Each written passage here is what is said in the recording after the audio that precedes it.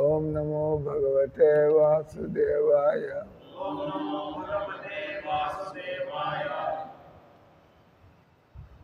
ఓం నమో భగవతే వాసుదేవాయ.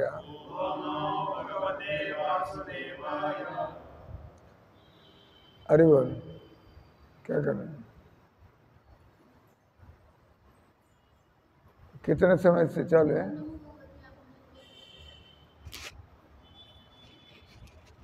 श्रीमद् भगवद गीता 7వ అధ్యాయం 4వ శ్లోకం. ఈ అధ్యాయం పేరు భగవద్ విజ్ఞానం. సృష్టిలో ప్రతిదానికి భగవంతుడితో సంబంధం ఉంది. మనకి చూసేటువంటి కళ్ళు ఉండాలా, అర్థం చేసుకునేటువంటి బుద్ధి ఉండాలా, కానీ సృష్టిలో ప్రతిదానికి భగవంతుడితో సంబంధం. ఈరోజు శ్లోకంలో చెప్పండి. భూమిర్ ఆపో అనలో వాయు,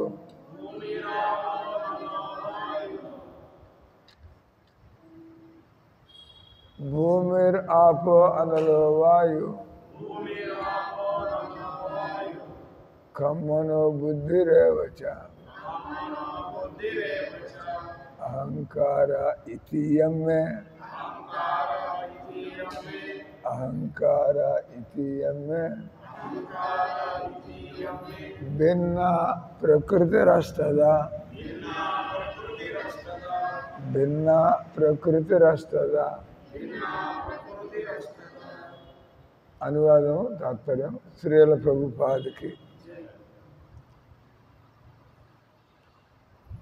గాలి కొద్దిగా ఎక్కువ ఉంది. ज़्यादा है, ज़्यादा है हवा. मैं उठ गया तो वीडियो में मैं नहीं रहा. उधर माइनस बटन होता है, उसको थोड़ा दबाओ. राइट साइड ऊपर प्लस और नीचे माइनस बटन होता है. एक बार दबाओ राइट साइड. हाँ, और एक बार दबाओ.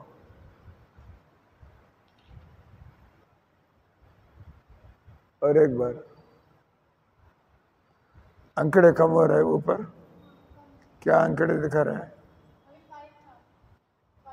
5 पर आ गया. बैठा 85 में था पहले. बैठा 5 बोलता है क्या है ना.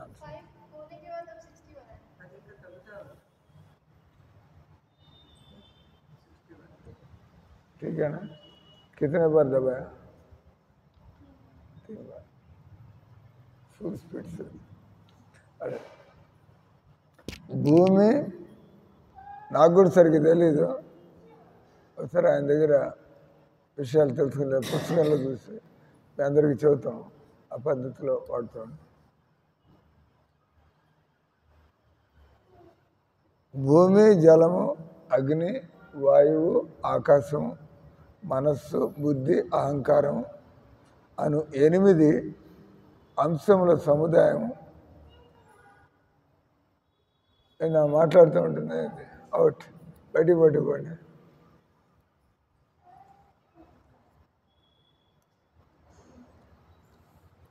అని 8 అంశముల సముదాయము నా భిన్న ప్రకృతి అనబడును. తాత్పర్యం: భగవత్ తత్వ విజ్ఞానము భగవంతుని దివ్య స్థితిని మరియు అతని విభిన్న శక్తులను విశ్లేషించి చర్చించును. భగవంతుడి వివిధ పురుషావతారములందలి శక్తికే ప్రకృతి అని పేరు. భౌతిక జగత్తు సృష్టికై కృష్ణ భగవానుడు సంపూర్ణ స్వాంస 3 విష్ణు రూపాలని దాల్చును. అందులో మొదటిది మహావిష్ణువు మహత్తత్వమైన భౌతిక సృష్టిని, రెండవ విష్ణువు గర్భోదయ స్థాయి విష్ణువు. మొదటి విష్ణువు వచ్చి కారణోదయ స్థాయి విష్ణువు, రెండవ విష్ణువు వచ్చి గర్భోదయ స్థాయి విష్ణువు, మూడవ విష్ణువు క్షీరోదక.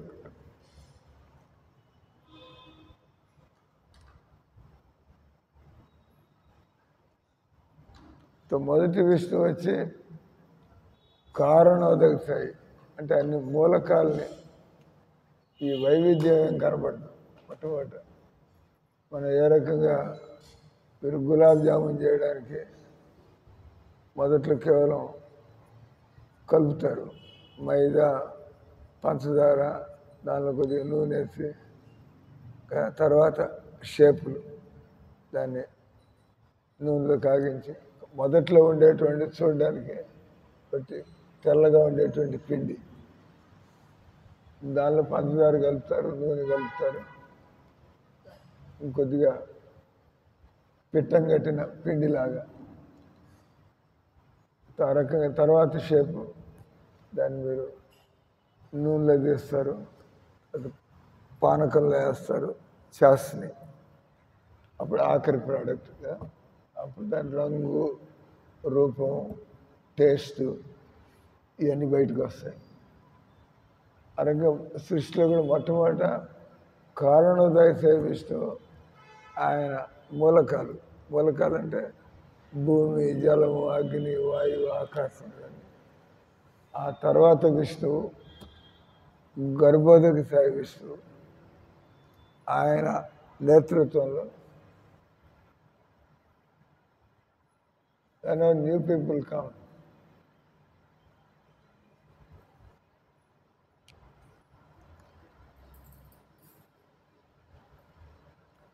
సో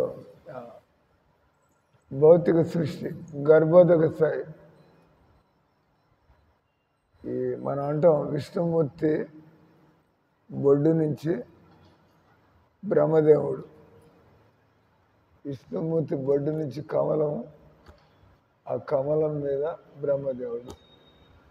ఇది కారణోదక స్థాయి విష్ణువు నుంచి కాదు, తర్వాత క్షీరోదక స్థాయి విష్ణువు నుంచి కాదు. మనం మాట్లాడే విష్ణుమూర్తి బొడ్డు నుంచి బ్రహ్మదేవుడు అనేది అది గర్భోదక స్థాయి విష్ణువు. నేను అక్కడి నుంచి ఎన్ని గులాబ్ జామున్ కనపడడం ప్రారంభమవుతుంది. అంతకుముందు కారణోదక స్థాయి విష్ణువు, అప్పుడు కేవలం అంతా కూడా ఏమి రూపాలు, నామాలు ఇవన్నీ కూడా లేవు. అక్కడికి భగవంతుడు. ఆ తర్వాత గర్భోదక స్థాయి విష్ణువు బ్రహ్మదేవుడు. బ్రహ్మదేవుడికి భగవంతుడు శక్తిని ప్రదానం చేస్తాడు. అందుకని బ్రహ్మదేవుడు మామూలు సృష్టిని సర్గ అంటారు, బ్రహ్మదేవుడు చేసేటువంటి సృష్టిని విసర్గ లేదా ప్రైమరీ క్రియేషన్, సెకండరీ క్రియేషన్. అప్పుడప్పుడు మనం ఫ్యాక్టరీ వాళ్ళతో మాట్లాడుతున్నప్పుడు ఫ్యాక్టరీ వాళ్ళు, మేము ఇక్కడ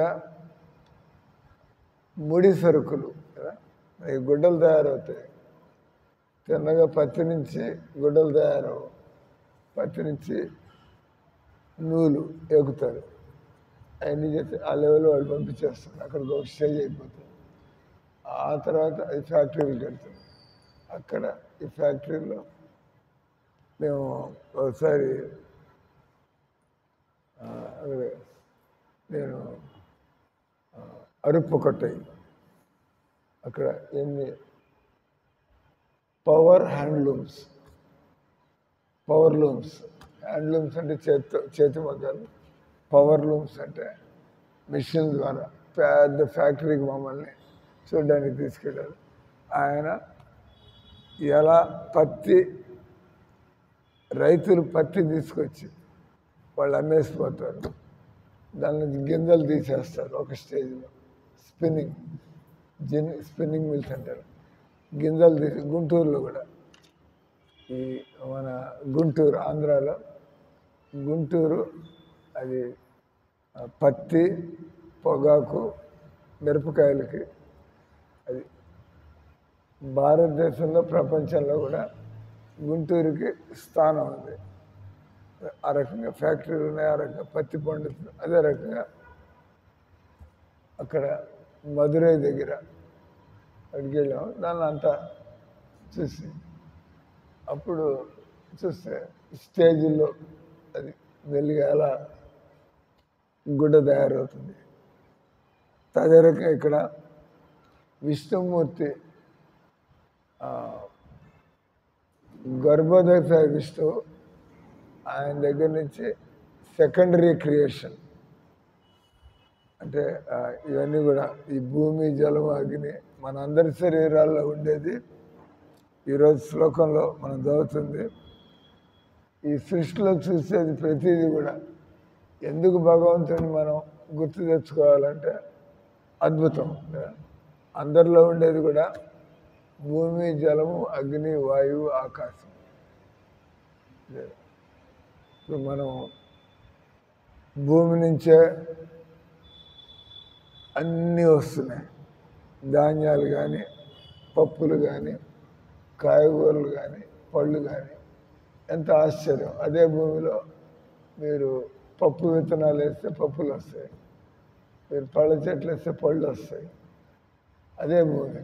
దానికి వేరుగా అంటే భూమిలో అన్నీ ఉన్నాయి. ఆ వేసినటువంటి విత్తనాన్ని బట్టి అదేదో నిమ్మకాయలు అయితే పుల్లగా ఉంటాయి, బెండకాయలు అయితే ఒక రకమైన టేస్ట్, టమాటాలు. కాబట్టి తెలివిగల మీరంతా కిచెన్లో పనిచేస్తున్నారు. రోజు సబ్జీలు కూరగాయలు తరగడానికి కిందకు పోతూ ఉంటారు. మీ తెలివితేటలు పనిచేస్తుంటే ఆశ్చర్యపోతూ ఉంటారు. రోజు మీరు కూరగాయలు తరుగుతున్నప్పుడు ఎన్ని గుర్తొస్తూ ఉండాలి. ఇది భగవంతుడు అదే మట్టిలోంచి ఎర్ర రంగులో టమాటాలు బయటకు ఎట్లా వచ్చాయి, పచ్చ రంగులో బెండకాయలు ఎట్లా బయటకు వస్తున్నాయి, నీలి రంగులో వంకాయలు ఎట్లా బయటకు వస్తున్నాయి, అంత కారంగా ఉండే మిరపకాయలు ఎక్కడి నుంచి వస్తున్నాయి. అదే అంటే మీరు ఉండే స్థలంలో 2 మిరపకాయ మొక్కలు వేసుకోవచ్చు, 2 టమాటా మొక్కలు వేసుకోవచ్చు, రకరకాలుగా బయటకు వస్తూ ఉంటాయి. దీన్ని ఏమంటారు? అద్భుతమైనటువంటి మానవులు ఎవరు ఎక్స్ప్లెయిన్ చేయరు దీన్ని. అందుకని ఏమంటారు? అచింత్య. అచింత్య అంటే ఇన్కన్సీవబుల్. हमारा कल्पना के बाहर, अकल्पनीय. ऐसा क्यों होता है? ఎందుకు అట్లా అవుతుంది మనకి తెలియదు. మనం మొక్కలు వేసాం, ఎందుకు ఆ మొక్కలు కూడా పళ్ళు వేరుగా ఎట్లాగా ఉంటాయి, ఆకులు కూడా వేరుగా ఉంటాయి. ఇది మిరపాకనంగానే మీ మనసులో ఒక రకమైన ఆకారం వస్తుంది. టొమాటో ఆకు అనగానే ఒక రకమైన సొరకాయ ఆకు, మిరపకాయ ఆకు ఒకే షేప్లో ఉంటాయండి, ఒకే షేప్లో ఉంటాయండి. సొరకాయ ఆకు ఎలా ఉంటుంది ఎప్పుడు చూసారా?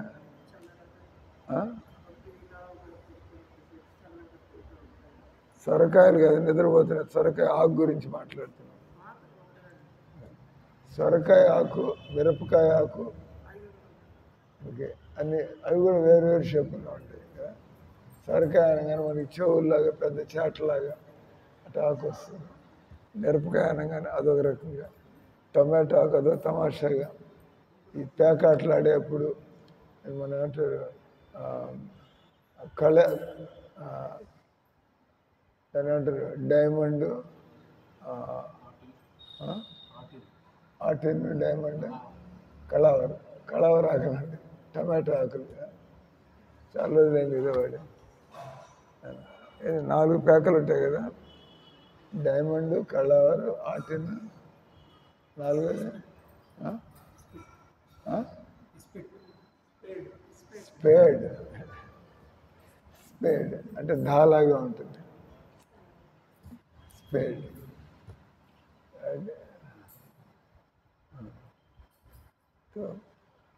పాయింట్ వచ్చి భగవంతుని మర్చిపోవడం కష్టం జీవితంలో. మనకి తెలివితేటలుంటే మామూలుగా ప్రపంచం అంతా తమిళ వాళ్ళు, తమిళియన్స్,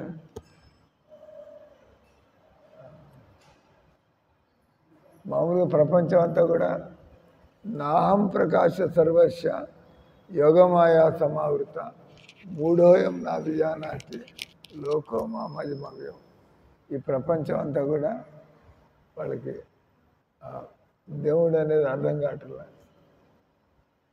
దానికి కారణం చెబుతున్నాడు. నాహం ప్రకాశ సర్వస్య. ఎవరికి కూడా వాళ్ళు నన్ను తెలుసుకోలేకపోతున్నారు. ఎందుకు? నాహం ప్రకాశ సర్వస్య యోగమాయా సమావృత. మనంతా కూడా భగవంతుడు మాయలో పడి, భక్తులు మాయలో ఉన్నారు, మామూలు వ్యక్తులు మాయలో ఉన్నారు. మామూలు వ్యక్తుల్ని ఆవరించి ఉన్నటువంటిది మహామాయ, భక్తుల్ని ఆవరించి ఉండేది యోగమాయ. అంటే భక్తులు ఈ జగత్తులో ఉంటున్నారు, మామూలు వ్యక్తులు ఈ జగత్తులో ఉంటున్నారు. కానీ భక్తుల యొక్క చైతన్యం, వాళ్ళు ఆలోచనలు, వాళ్ళ కోరికలు, వాళ్ళ యొక్క జీవిత ఉద్దేశం అంటే ఇదే జగత్తులో. వాళ్ళు కూడా పెళ్లి చేసుకుని ఉంటారు, వాళ్ళకు కూడా ఉద్యోగాలు, కుటుంబాలు. ఒకసారి ఆ గురువు దగ్గరికి వెళ్ళి మనం దాన్ని దీక్ష అంటారు. దీక్ష అంటే మనకి దివ్య జ్ఞానం కలగడం, మనకి ఆ భగవంతుడి మీద మనసు పడ్డం జీవితంలో. అది ఎవరికైతే భగవంతుడు తెలిసి ఉంటాడో అటువంటి వాళ్ళు తెలియనటువంటి వాళ్ళ హృదయాల్లో ఈ బీజాన్ని నాటుతారు, భక్తి బీజాలు. దానంతటా అది వచ్చేది కాదు భక్తి.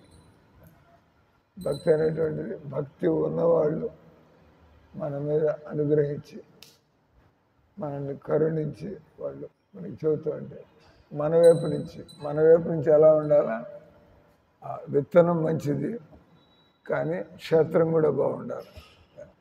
క్షేత్రం అది ఊసర క్షేత్రం, లేదా అది రాతి నేల రాతి నేల అయింది, చక్కటి విత్తనం ఉన్నా కూడా ప్రయోజనం, అది ఫలించదు. అదే రకంగా నేల చక్కగా ఉంది, అనుకూలంగా మంచి సారవంతమైన భూమి, కానీ విత్తనం పుచ్చిపోయింది, దానివల్ల పంట మొలకలు రావు, ఫలాలు రావు, పడిపోయి. అంటే ఆధ్యాత్మిక జీవితం కూడా మనకి ముందు శిష్యుడు ఆయనకి ఆ తాపత్రయం ఉందా, నేను శాశ్వత ఆనందాన్ని పొందాలా, నేను శాశ్వతమైన ప్రేమను పొందాలా. ఈ మాయలో ఉండే దీన్ని ప్రేమ అనరు అసలు. మన సంసారంలో ఉండే సంబంధాన్ని ప్రేమ అనడానికి లేదు. దాన్ని అంటే లస్ట్, మన స్వార్థం కోసం, మన బంధువులు కాబట్టి, మనకేదో చేస్తారు కాబట్టి, భౌతికంగా. ఆధ్యాత్మికంగా గురువు తప్పించి మనకు ఎవరు ఏం చేయలేరు. భౌతికంగా ఏదో మీ కుటుంబ సభ్యులు కాబట్టి మీకు ఏదో డబ్బు సాయం చేసి, కానీ కాబట్టి ఇక్కడ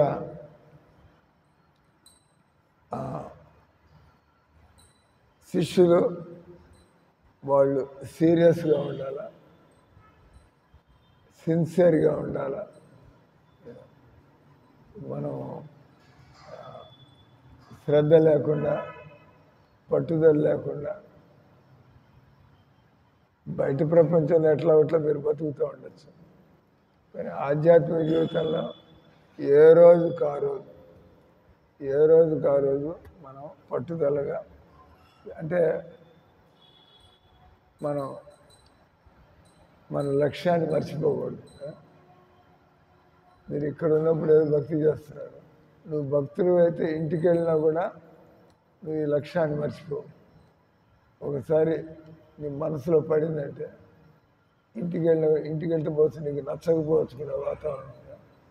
అక్కడ మందిరంలో ఉండే వాతావరణం ఏంది, ఇక్కడ బతికేంది, ఇక్కడ ఎవరికి వాళ్ళ స్వార్థంతో, వాళ్ళ కోరికలతో, వాళ్ళ అహంకారంతో ఎవరికి వాళ్ళు మాట్లాడుకుంటూ నేను అది కావాలా, నాకు అది కావాలా, ఈ రకంగా. కానీ మందిరంలో అందరూ కూడా ఎలా కృష్ణుడిని సంతోషపెట్టాలా, ఎలా కృష్ణుడికి సేవ చేయాలా. మనం ఇక్కడ ఫ్యాన్ పెట్టించాము. దేనికి పెట్టాము ఫ్యాను? గాలి వస్తుందా? డబ్బులు కట్టండి, ఇంకేమైంది ఫ్యాన్ బిల్లు.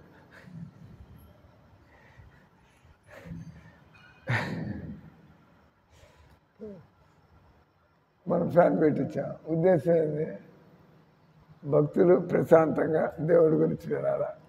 దోమలు కొడుతుంటే ఉక్కబోస్తుంటే బలవంతంగా కూర్చుని మనసు అటు ఇటు కాకుండా ప్రశాంతంగా కూర్చుంటే మనం కాన్సన్ట్రేట్ చేయగలుగుతాం. అంటే అలాగే భోజనం, మందిరంలో భోజనాలు ఎందుకు పెడతారు? చక్కగా మనం భోజనం తింటే మనకి ఇంకా చీకు చింతలేదు అయిపోయి మన కడుపు నిండా ప్రశాంతం కూర్చొని మనం శ్రద్ధగా దేవుడి పని చేయాలి. తిని పండుకోవడానికి కాదు. ప్రభుపాద అన్నాడు, ఇస్కాన్ ఆశ్రమాలు జనాలకి తినడానికి పండుకోవడానికి ఏర్పాటు చేయడం మన పని కాదు. ఈ సత్రాలు కాదు ఇది. ఇస్కాన్ ఆశ్రమాలు వాళ్ళు మనుషులకి నేను ఎక్కడ తింటాను, ఎక్కడ పండుకుంటాను అని ప్రతి మనిషికి మీరు రోడ్లు ఫుట్పాత్లో పండుకోవాలంటే వీలవుతుందా? ఏ రోజుకి ఆ రోజు ఏం తింటాం, ఎక్కడ అడుక్కోవాలా? కానీ భగవంతుడు ఎవరైనా భక్తి కోసం వచ్చినప్పుడు భగవంతుడు ముందు ఆ సమస్యను పక్కన పడేస్తాడు, తీసి ప్రశాంతంగా ఉండండి తినండి. ఆ తర్వాత మన బాధ్యత మనం చూసుకోవాలి కదా. దేవుడు తన వైపు నుంచి పూర్తి చేశాడు. మీరు నా కోసం వచ్చారు, మీకు ఆకలి బాధ ఉంటే ఏం భక్తి చేస్తారు, మీకు నిద్ర సరిగ్గా లేకపోతే ఏం చేస్తారు? భగవంతుడు దానికి ఏర్పాటు చేసేసాడు. ఇంకా నెక్స్ట్ మనం మన వైపు నుంచి సీరియస్గా దేవుడు నా అవసరాన్ని పూర్తి చేశాడు కానీ ప్రశాంతంగా భక్తిలో ముందుకెళ్ళిపోవాలి. అందుకని ప్రభుపాద ఇస్కాన్ మందిరాల్లో భగవంతుని పొందాలి అనే ఉద్దేశం ఉన్నవాళ్ళు లేకపోతే మనం భక్తులకి సేవ చేయాలా, భక్తుల చేత మనం సేవ చేయించుకోవాలా. భక్తుల చేత మనం సేవ చేయించుకుంటే మనం భక్తులు ఎదుగుతాం అయింది. భక్తులకి సేవ చేస్తుంటే భగవంతుడు సంతోషపడతాడు. భగవంతుడు మన తలకాయలో ఉండే ఆ తంతుల్ని తెరుస్తూ ఉంటాడు. ఎప్పుడెప్పుడు మనం భక్తులకి సేవ చేయడానికి ప్రయత్నం చేస్తూ ఉంటాం. ఆ భగవంతుడు ఆ భావనను చూసి మన బుద్ధిని వికసింపజేస్తాడు. మనకు ఆ భావన లేకపోతే అంటే భగవంతుడి గీతలో అంటాడు, నా నుంచే బుద్ధి, జ్ఞాపక శక్తి, మరపుదనం నా నుంచే వస్తాయి. భగవద్గీత సర్వస్య చాహం హృది సన్నివిష్టో మత్తర్ శృతిర్జ్ఞానం అపోహనంచ. నా నుంచే మరపుదనం, నా నుంచే జ్ఞాపక శక్తి, నా నుంచే తెలివితేటలు. ఎవరికైతే భక్తి ఉంటుందో వాళ్ళకి భగవంతుడు తెలివితేటలు ఇస్తూ ఉంటాడు. ఆయనకి చక్కగా ఎలా సేవ చేయాలి. భక్తి అనేది ఉందంటే వెంటనే భగవంతుడు మీకు అన్ని ఆ తెలివితేటలు ఇస్తూ ఉంటాడు. మనకి భక్తి లేకపోతే 10 సార్లు తిట్టి 10 సార్లు కొట్టి చేయించి భక్తి లేదు. బలవంతంగా చెప్పాలి. నీకు భక్తి ఉందంటే నీకే లోపల నుంచి వస్తూ ఉంటుంది. భగవంతుడు నాకు టైంకి పెడుతున్నాడు అని ఏర్పాటు చేశాడు. భజన కూడా టైంకి పోవాలి కదా, అంతేదా? కానీ భజన కూడా టైంకి పోవాలి. ఆయన రెస్ట్ తీసుకోవడానికి టైం ఇస్తున్నాడు మనకి. మరి భజన కూడా టైంకి వెళ్ళి అలా. కాబట్టి ఆశ్రమాల్లో ఎప్పుడు కూడా మనం ఈ పంక్చువాలిటీ కానీ క్లీన్లీనెస్ కానీ అంటే మీరు అప్పుడు సత్వగుణంలో ఉన్నట్లు లెక్క. మనం సత్వగుణంలో ఉంటే మన బాధ్యతలు మనం చక్కగా చేసుకుంటాం. ఎవరు మనకి 10 మాటలు చెప్పాల్సిన అవసరం లేదు. ఇక్కడ మనం చెప్పుకుంటుంది మనం ఈ జగత్తుని ఉన్నట్లు తెలుసుకోవటం లేదు. రెండోది భగవంతుడు ప్రతిదానితో భగవంతుడికి ప్రమేయం ఉంది. ఉదాహరణకు మీ ఇంట్లో తల్లిదండ్రులు ఉంటారు, మిమ్మల్ని పుట్టించింది తల్లిదండ్రులు. మీరు ఈ వయసు దాకా పిలకాలి, ఈ వయసు దాకా మీరు ఎదిగారంటే వాళ్ళు మీకు తిండి పెట్టి చూసుకుని. అంటే ఇప్పుడు బహుశా మనకి ఇప్పుడు 30 ఏళ్ళు వచ్చి మనం ఉద్యోగం తెచ్చుకుని ఉద్యోగం రాని దాకా అసలు ఎవరు మనకి పుట్టించింది ఎవరు? మన ఏమీ తెలియని అమాయకులుగా ఉన్నప్పుడు మనకి అన్ని దగ్గరుండి చూసుకునేది ఎవరు? ఎదుగుతూ ఉంటే ఏ వయసుకి ఏం కావాలి, చదువు స్కూల్కి పంపించడం, అన్ని ఏర్పాట్లు. మనం అన్నీ అయిన తర్వాత మర్చిపోయి నేను ఐఏఎస్ని అయిపోయా, ఐపీఎస్ని అయిపోయా, నేను కలెక్టర్ గారిని అయిపోయా. ఫులిష్నెస్. మనకి ఏమాత్రం బుద్ధి పనిచేస్తున్నా నా తల్లిదండ్రులు వాళ్ళు అంటే ఒక తల్లి అబార్షన్ చేసుకుని పిల్లవాడిని చంపేయచ్చు, అసలు పుట్టిండేవాడివి కాదు. నువ్వు నీ తల్లి గర్భంలో ఉన్నప్పుడు నీ తల్లి నాకు పిల్లవాడు అక్కర్లేదు తీసేస్తుంటే నువ్వు ఈ భూమి మీద పుట్టిండేవాడివి అయింది. ఆ పుట్టడానికి ముందే ఆ పిండావస్థలోనే చచ్చిపోయింది వాడు. తల్లిదండ్రులు మనల్ని బయటికి రానిచ్చారు, తర్వాత పెంచి పోషించారు, తర్వాత ప్రయోజకులు చేశారు. మనం ఐఏఎస్ కలెక్టర్ గారు అయిపోగానే మనకు తల్లిదండ్రులు కనపడకపోతే అటువంటి వాడిని అంటే కృతజ్ఞుడు అంటే ఎలా మనం ఈ స్థితికి వచ్చామో మనకు అర్థం కావట్లేదు. అదే రకంగా భగవంతుడు గురువు, భక్తి మార్గంలో భగవంతుడు గురువు హరి గురు వైష్ణవ. ఏమైనా మనం ఆ నరోత్తమ్ దాస్ ఠాకూర్ ఆ భజనలో పాడతాం. మనం ఈరోజు భక్తి మార్గం గురువు గారు ఉంటారు, ఆయన కొంత చెప్పి వెళ్తాడు. కానీ మన మిగతా భక్తులందరితో ఉండి మనం ఒక్కొక్కరి నుంచి ఏదో కొంత నేర్చుకుంటూ, ప్రీతి నుంచి ఏం నేర్చుకోవాలా, లక్ష్మి నుంచి ఏం నేర్చుకోవాలా, శ్యామలమ్మ నుంచి ఏం నేర్చుకోవాలా, అందరిలో ఏదో ఒకటి ఉంటుంది. అది ఈ విషయంలో అరే భలే శ్లోకాలు అంటున్నారే, భలే శ్రద్ధగా ఉన్నాయి, ఒక్కొక్కరి నుంచి ఏదో ఒకటి. అది మనకి భక్తికి పోషణ ఇస్తుంది. కాబట్టి జీవితంలో ఎప్పుడు నేను భక్తుడిని అయిపోయా, I'm a pure devotee, I'm a big devotee, nonsense. మనం భక్తులు అవడానికి ఎంతమంది వాళ్ళు వండి పెడుతున్నారు కింద కిచెన్లో. ఇప్పుడు నేను భక్తి చేస్తున్నా, నేను గొప్ప భక్తుడిని, నాకు ఎన్ని శ్లోకాలు వచ్చు, ఆల్ నాన్ సెన్స్. మనకి ఎవరు చక్కగా వాళ్ళు ఎవరో తిండి పెడుతున్నారు, వాళ్ళు క్లీన్ చేస్తున్నారు, వాళ్ళు ఎన్నో రకాలుగా ఎంతోమంది సహాయం చేస్తున్నారు. అప్పుడు మనం భక్తి చేయగలుగుతున్నాం. కాబట్టి ఎప్పుడు కూడా మనం సరైనటువంటి బుద్ధి ఉంటే మనం ఒక చక్కటి మనిషిగా ఎదగడానికి వెనకాల ఎంతమంది మనకి సహాయం ఉంది అది గుర్తున్నప్పుడు నేను సమాజానికి ఎలా వాపస్, నేను వీళ్ళందరూ చేసిన కారణంగా నాకు ఈ రకమైన యోగ్యత వచ్చింది, నా యోగ్యతను మళ్ళీ వాళ్ళ యొక్క సేవ కోసం ఎలా ఉపయోగించాలి. ఇక్కడ అహంకారం గర్వానికి స్థానం లేదు, నేను అని చెప్పుకోవడానికి అవకాశం లేదు. నిజంగా మనకి అట్లా ఇప్పుడు భగవంతుడు భూమి జలము అగ్ని వాయువు ఆకాశం. భగవంతుడు ఈ శరీరాన్ని భూమి జలము అగ్ని వాయువు ఆకాశం అంటున్నాడు. కానీ మనం అంత మోహానికి గురయ్యి మనం అంత వికారాలకి వాసనలకి, ఎందుకంటే మనం భజన చేయట్లేదు. మనం ఈ శరీరం అనుకుని పశువుల్లాగా సంసారంలో ఎత్తుక్కుంటూ పోతాం. కానీ భగవంతుడు గుర్తుంటే మన బుద్ధి ఇలా పనిచేయదు కదా. హరే కృష్ణ కృష్ణ కృష్ణ హరే హరే, హరే రామ రామ రామ హరే.